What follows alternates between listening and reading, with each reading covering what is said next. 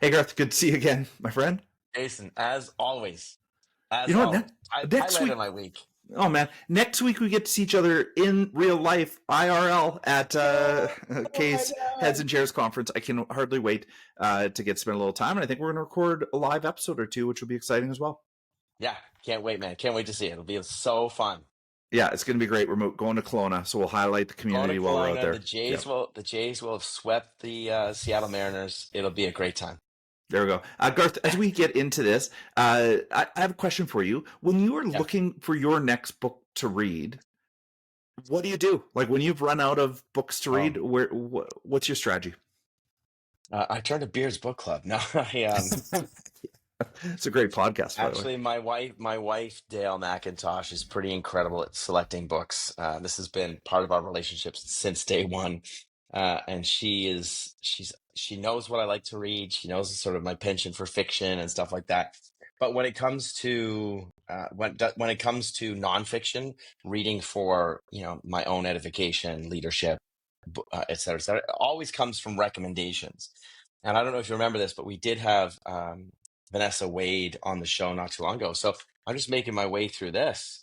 Rush Yes, versus very good one. Kidder. How Yes, good love people it. make tough choices. So I get my recommendations from others. What about you, Jason? Well, there was a time in my life when I used to just go to the bookstore. Was my favorite place. I would just kind of browse the aisles and look for something interesting. I still do that. My son loves going to the bookstore, and I still get to do that. But you know what? I think they've got a bit of a flywheel going on. This Mm, podcast, being curious all the time.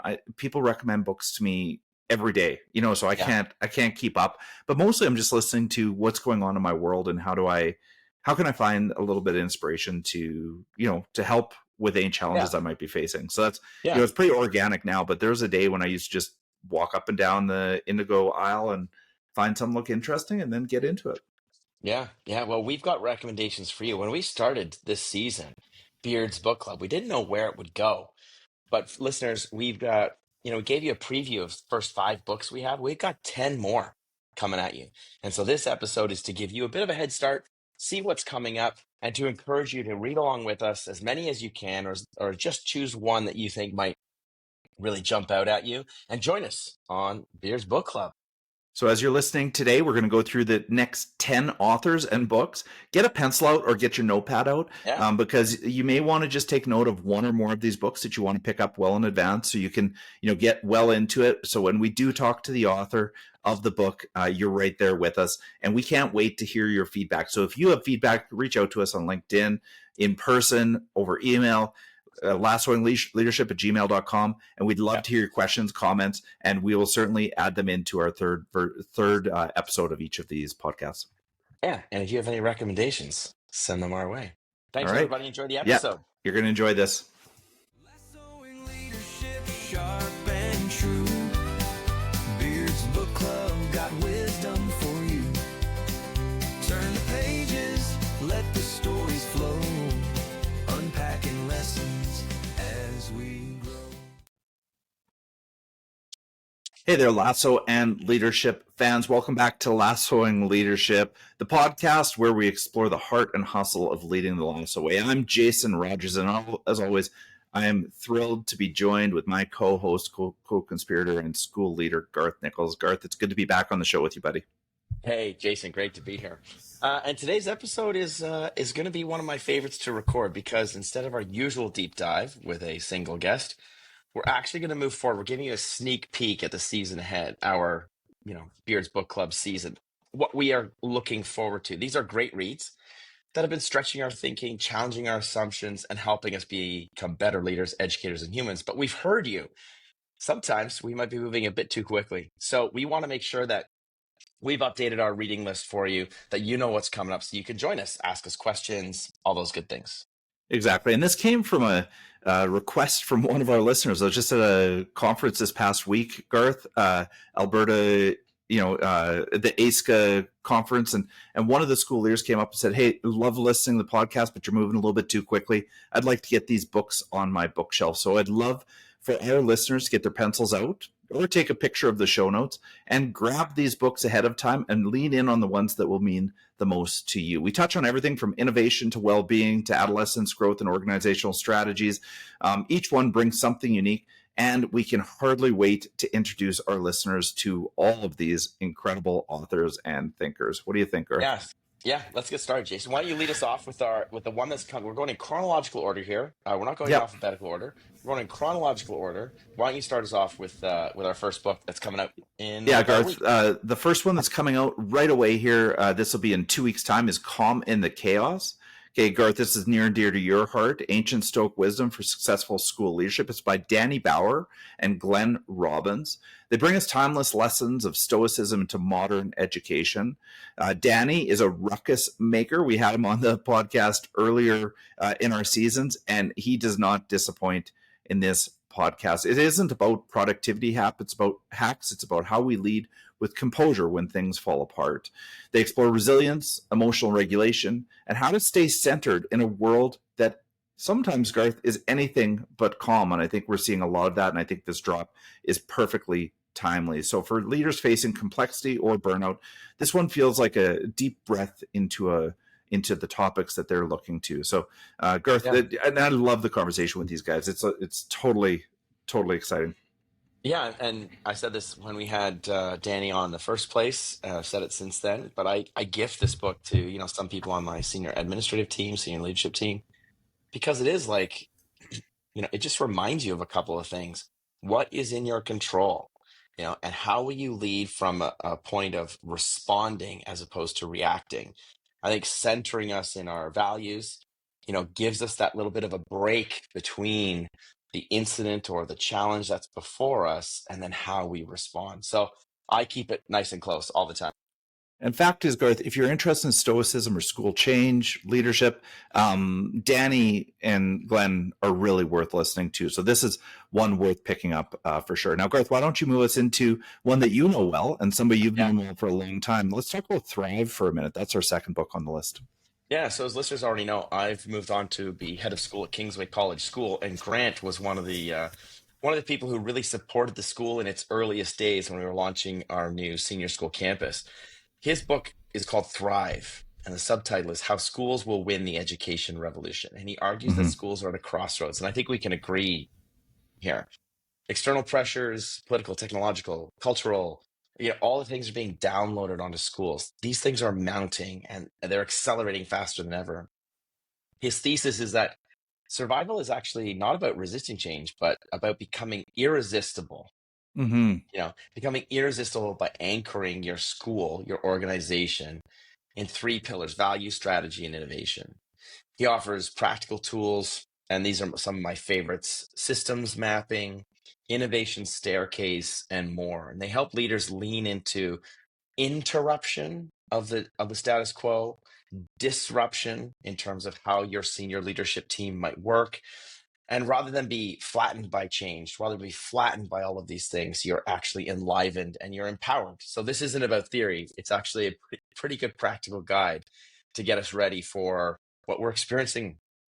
And, I've known Grant for a little while, mostly through you, Garth, but I, got to see him at the NAIS conference, and he was talking about a book that's coming out not long from now called Wisdom Road. Wisdom Road, yeah. And he travels across America and speaks with people, meets with them where they're at. And Garth, we're just so lucky to have Grant join us on this podcast because he has such a wealth of information. Really looking forward to that drop. Yeah, we're looking forward to that book too, because he'll come back and talk to us about Wisdom Road for sure. All right, what's next up?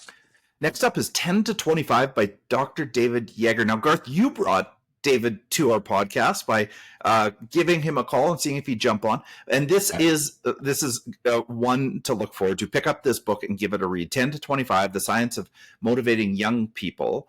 It's got fresh insights into life's most complex stretches, adolescence to early adulthood. David is a student of a couple incredible researchers in education, namely the author of Mindsets with Carol Dweck, as well as Angela Duckworth. He's worked closely with her. Yeager argues that young people aren't unmotivated. they're responding to how we design environments around identity, belonging, and feedback. His research reframes how schools and mentors can unlock potential between the ages of 20 and 25. And what sticks with me is this idea of mentor mindset. We talk a lot about indexing for rigor as well as indexing for care, and how high care and high rigor environments truly bring the potential out of our adolescents. And this is this is a powerful conversation. David brings it in this podcast, wouldn't you say, Garth? Yeah, he does, but he also doesn't bring jargon with it. He's pretty plain talk. Excuse me. He's pretty plain talk throughout the whole thing. He's very passionate in terms of what kids need today, what people ages 10 to 25 need today. And a friend of mine actually just pointed me to a podcast yesterday called Transforming Education with AI with Joe Lennart, and that's from The Drive. And they are quoting this book because it's impacting that intersection of education with generative AI, with human ethics, with how do we raise decent human beings in a world where truth becomes a little bit more like truthiness. So I think, Dr. David Yater, we love this conversation, Jason. Totally. We got to pick that up 10 to 25. Garth, the next one is the innovator's mindset. And this is a buddy of mine who I grew up with more or less in education, George Couros. I'm super excited. He's the author of people. Yeah, lots of people are going to know this name and going to know this book too. I mean, George wrote The Innovator's Mindset about a decade ago, and he's written a number of books since. And this is a wide range of conversation. Certainly, we don't sit on the Innovator's Mindset throughout the whole thing. We talk about many of his books, his presentations, his views on education and innovation. He flips the usual question. Instead of asking, how do we get teachers to innovate? He asks, how do leaders model learning and curiosity? And how does that allow innovation to follow? His book is filled with stories of experimentation, reflection, and culture building. Provides it he goes on provoking that innovation isn't a one-off event. It's a mindset, that we practice daily. It's a reminder that if we want students to take risks, guess what? The adults have to go first. And Garth, this got to be near and dear to your heart. This is inside your mindset. I think it's in your DNA. What do you take away from our conversation with George? Oh, there's so much. I just take away, first of all, I take away his passion, his love for this work. And then secondly, it's this notion of how do leaders also create the environment where innovation follows, create the environment where people have voice and choice, where people have some agency too. So yeah, it was great. He's written so many books. So the conversation does go into other concepts, but it was good to see you guys reunited too. So listeners, you can expect a couple of good old stories from their early days of Jason and George. Yeah, it's like a homecoming. Now, let's move on to the next book on Beard's shelf here. Why don't you introduce Drew's book for us, Garth? Yeah, so this is Drew Dudley, and the book is called This is Day One, A Practical Guide to Leadership That Matters. So I first met Drew a long, long time ago. We were both speaking at a TEDx event here in Toronto, but in this book, he reminds us that leadership isn't a title or a big moment. It's the sum of all the small choices we make every day. Yes. And he gets really vulnerable in the book, but also in our podcast, Jason. He's talking to us about where this concept came from in his life. And it isn't something that dropped in his lap. It is something that was earned through a lot of challenges, a lot of grief, a lot of loss, but a lot of resilience as well. And so this book, this interview for us is really special. He helps us define our personal leadership values and then build habits that reflect them. The message is really simple. Every day is day one. And I think at the end of it, leaders are going to be probably provoked or inspired to just have something on their door that says, I am trying to be at my best today as a leader, because that's all we're doing. It's not like it's compounded over and over. You get to reset, realign, and recommit to who you want to be every single day. It's leadership as a daily discipline, not occasional performance. And this conversation is full of inspiration of why that is a great place to lead every day. We just need to be reminded of it. Yeah, in preparation for this podcast, dial up Drew Dudley's TED Talks. It's really worth reviewing them, I think. Yeah, it's called The Lollipop Moment. Yeah, so good. And then pick up his book and then actually listen along to Drew. And I agree, Garth, what I take away from this is his vulnerability in the conversation. That was a remarkable conversation. People have a lot to look forward to there. Yeah. And the next one is The Power of Mattering with Zach Mercurio. Jason, this is just a stunner.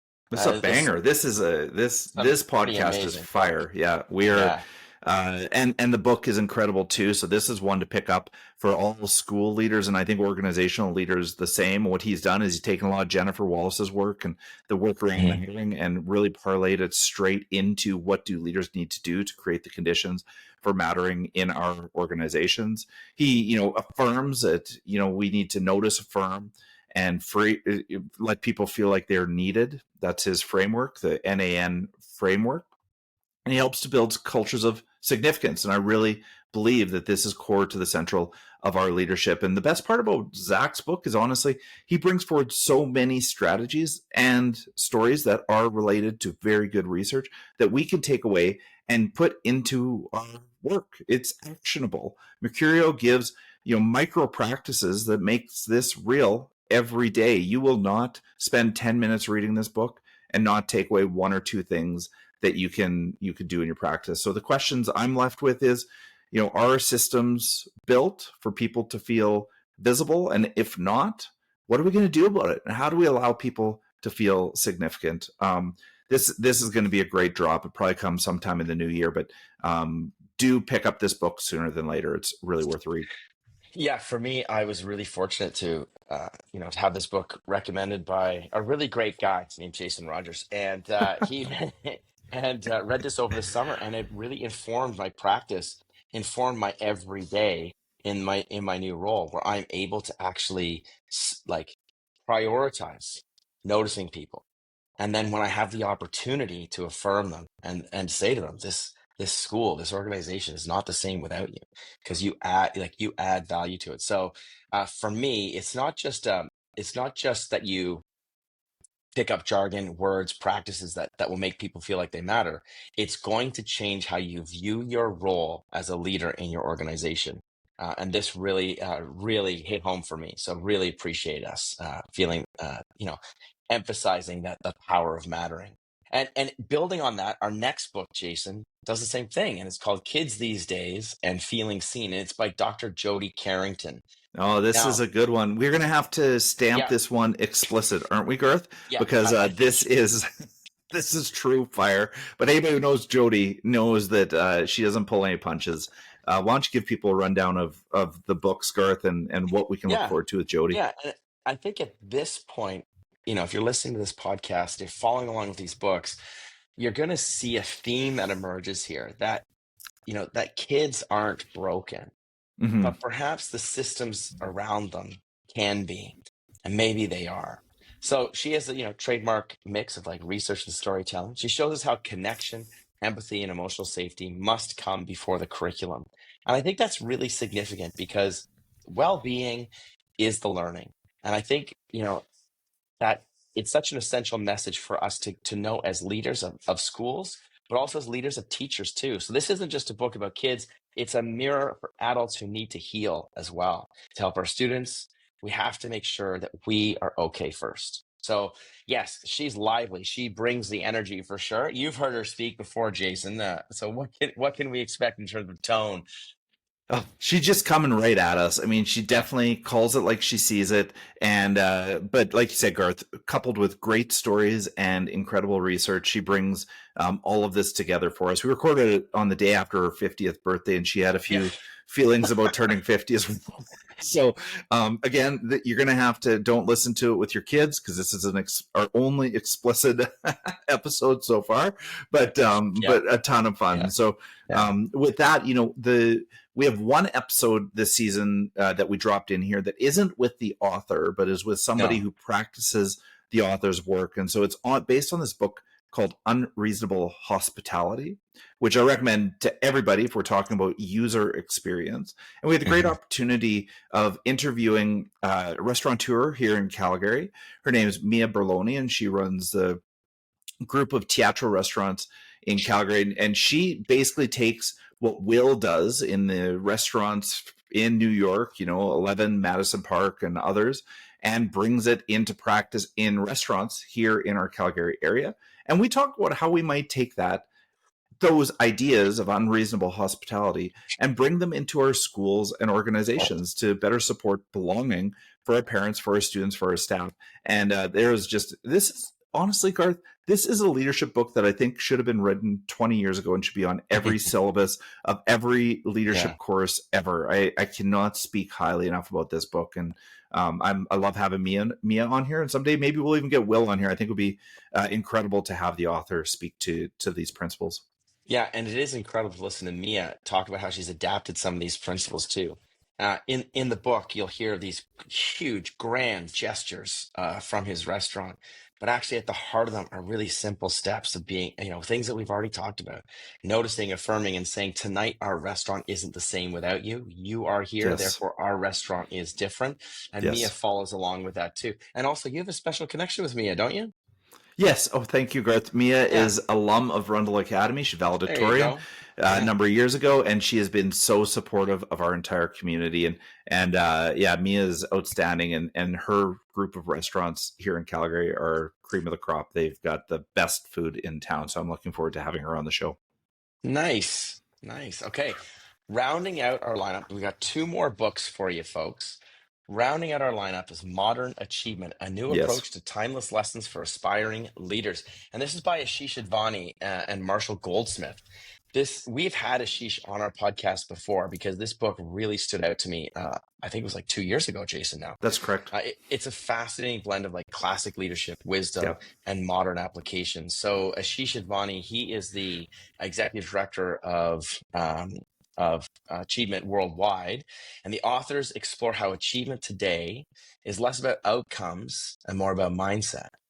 So balancing ambition with empathy, competition with collaboration, and he talks about how it's thriving in complexity while staying anchored to purpose. So this is a journey that he was on himself, and so we're listening to him again with new eyes in terms of how does this apply to our leadership now. And he brings with him more stories because since he's published this book, more has come out. But it is a brilliant capturing of aspiration and achievement balanced with purpose. Yeah, no, and I love the stories and the life experience that he brings to this wisdom, which he shares with us, around this modern achievement paradigm, and it is timeless and useful, and I think everybody's going to love that. And as we round the corner on I believe our 10th book in queue here, Leading Through Strategy by Tom Olverson. Now, Tom's Leading Through Strategy takes one of the most overused words in education and in business, strategy, and makes it practical again. I mean, Tom has decades of experience as school leadership across Canada and, well, the United States. He bridges business theory with independent school reality, showing how leaders can connect mission, vision, value, structure in real time. His stories from headship are honest and instructive. He reveals what happens when strategy becomes decorative instead of dynamic. For heads and boards alike, this is like a manual for turning those strategy prep plans into practice. And I think when we drop this one, there'll be a lot of heads from across Canada, the United States, starting to think about restarting a new strategic plan or strategic direction. And I think it's worth picking up this book, giving it a read ahead of that, and listening to Tom's stories throughout this podcast. I think this is a really calming approach to this complicated notion of strategic planning. Yeah, I connected with this book because a friend of mine from the US, Erin Hawk, an incredible leader in her own right, she recommended it to me. Again, so timely, read it over the summer, connected with Tom, and we were able to get him on the podcast. But yeah, to your point, Jason, he really brings down, what is it like to be a head of school, a CEO of an organization? He brings it down into like some simple mantras. And you and I have talked about mantra mapping a little bit in schools, but as a leader, to have these mantras to go through, it's not that he's saying leadership is simple, but he's giving you simplicity to help you handle complex pieces. He's a great speaker. This is a great book. I think this book is like maybe 140 pages. But to your point, it is like a manual, like a guidebook, playbook, but it's also his autobiography in a lot of ways too. Yep. Because he talks about his journey of taking over the headship at River School, just outside of or in Boston, and turning that school into an incredible, incredible place of education. It started off pretty well, and he just took it to a next level. So, yeah, we've got quite a list here, Jason. So, listeners, these are 10 books that together feel like it's like a PhD program in leadership, but it's like a roadmap for leading with curiosity, courage, compassion. I would also add uh, these books. There are times where you are given grace, for yourself and having a bad day. And I think that's really, really important. They give you that perspective. That's what I've really appreciated out of all of that. And I mean, Garth, so often when I'm out and about, school leaders in my organization or otherwise ask me, what should I read next? What's on your mind? What are you thinking about? And I think what we've done today, we've presented the next 10 books to think about. And I think, leaders, if you're thinking about, social emotional wellness for students, you might want to lean into something like 10 to 25 or Feeling Seen. If you're thinking about strategy, obviously, you can look at Tom's book or others. Or if you're thinking about mattering, dive into, Zach's work. But we're going to be with you along this journey as we move through Beard's Book Club. Each month, we're going to pick up a new one of these, and this will stretch over right almost to the end of the year. And we hope to unpack this with other school leaders and organizations as we move ahead.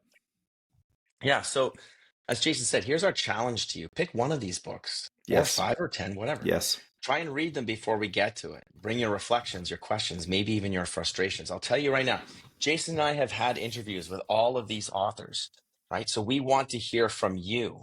What are you thinking when you've read this book? So we can have this sort of dialogue. And it can be asynchronous too, right? Our podcasts are going to be around. You read these throughout the year into the summer. If you're reading them outside of, our order, that's fine too. We still want to hear from you. And we'll weave in some of your feedback when we can into our episodes. But we feel that these books are so important to shaping our leadership for today, tomorrow, and for always. All right. And up first, we're kicking things off in 2 weeks' time with Calm the Chaos by Danny Bauer and Glenn Robbins. And you're not going to want to miss this. It's starting with a bang, ending with a bang. It's going to be a great season. Yeah, so thanks for joining us for the season preview. Thanks to our listeners who recommended that we slow things down a bit and start telling you what's coming up. And thank you, too, for listening and leading alongside us. And until next time, keep leading and reading the Lasso way. Thanks, everybody. Thanks, everybody. Thanks, Jason.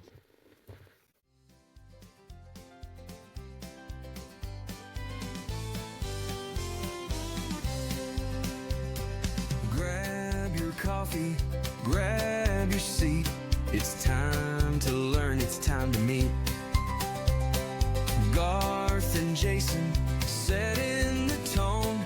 Leadership lessons to take back home. Lassoing leadership, sharp and true.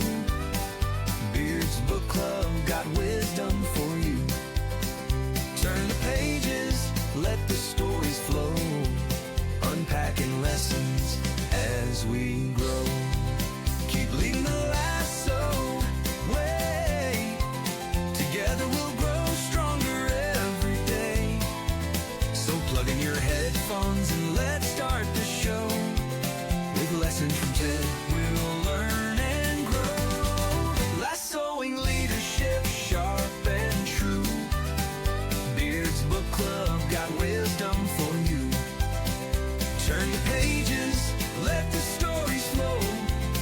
Unpacking lessons as we grow.